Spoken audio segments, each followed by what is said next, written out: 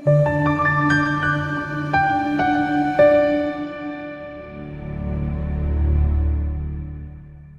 njalo ithuba sibonga abantu abasubscribe le channel, abantu abalike le video, abantu abalandela i-channel every now and then ahlezi babuya. Siyabazi, abanye sibazi, abanye bayakhuluma nathi bayasifonela, abanye abasifoneli, but nonke uNkulunkulu engathi nganibusisa anilonde kukona konke nje enikwenzayo. Sifisa impumelelo kuphela.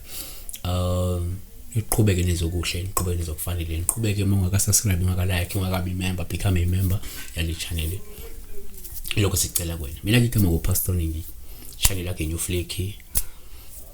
So that channel ikwazi ukukhula ibe ngcono, ilethe content enye iyodinga support yakho. Uthoko 1990 uzike ngicela ke usizo noma uthoko 1990 noma uthoko 19 ngicela usizo ngoba ngenza isex njalo ngibuba ngenza isex njalo, angazi ukuthi kusho ukuthini. Nake singakusho ngani kwethu kuhlukahlukene. Kodwa into yokuqala ufuna sisho phela isex nganza ukuthi it's our daily bread, into esiyithandayo, yabona, into abanye bethu abanye bethu bayayithanda isex. Isex into esicabanga every day, into esidibana nayo every day. Sibuka amaphoni, yabo, abanye babuka amaphoni, abanye bahlala namakhosikazi endlini, abanye babona intombi, abanye babuka abantu besilisa babahalele. So ungagcina uphupha kuphushe ukuthi mhlawumbe uzibukela iphone noma uyiphuphise ukuthi kunomuntu okade umhalela umbuka. Kodwa senzeka nje nasingayi lapho sibheke iphupho ngeza ukuthi number 1 singakusho ngokuba isex emophupha ucansi, angisho kanjalo. Sithathe nje ngophawu olungelobi uma ulwenza. Lo ngasho nje inkanuko ekhaqile ngenxa ukuthi mhlawumbe kudala wagcina ucansi futhi mhlawumbe usuliqalekele kakhulu. Number 2, uma uphupha ucansi kungaba uphawu olungebumi futhi uma ulwenza olungabuyela lusho ukuthi hayi man, lo muntu uma ukuthi uyamazi, uyafisa mhlawumbe ukumazi engqono noma uyafisa ukumazi ubunqunu bakhe futhi uyamkhanuka, yabo, noma kuyamhalela ngenxa yomzimba wakhe ohehayo.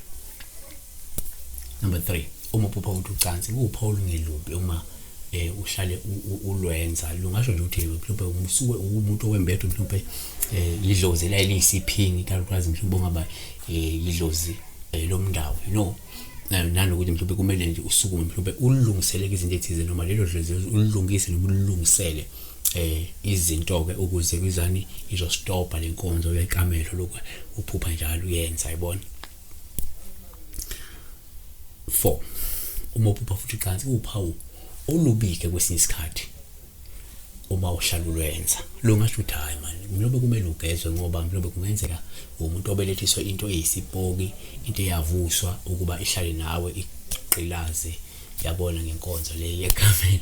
Futhi mhlawumbe ukuze ikuhluphe lento, ikuhluphekise, yenze mhlawumbe nempilo yezothando ibe nzima kakhulu, yabona. So kungamele usukume, kodwa sivale ngokuthi ke mhlawumbe uma uphupha ucansi yaba uphawu olubi futhi uma ulenza nomuntu wakho ucansi. Esikhathini esiningi lokho so nje khomba ukuthi kunomthakathi mhlawumbe usuke ezama nje ukunifumba ngento eyisichitho esibi kakhulu futhi mhlawumbe ufuna nixabane nalomlingani wakho ukuze nigcine senihlukene.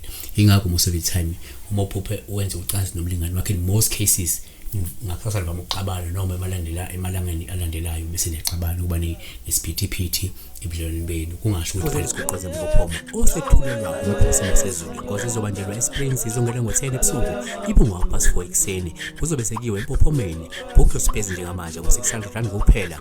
Imali izokunikeza ithuba lokuxoxa nomkhulu isipho sezulu, uphinde uthole nezeluleko, kanti futhi uzogibela kuyo le mali. Lesiguqoqo siyoxoxa zonke inkinga zakho, sikunikeze nomhlahlandlela wempilo. Ungakhohlwa kuza-ke namakhandlela amathathu, elimhlophe, eliyelo neliblue. Kanti ngemniningwane shayela nasi inombolo 076 501 41. When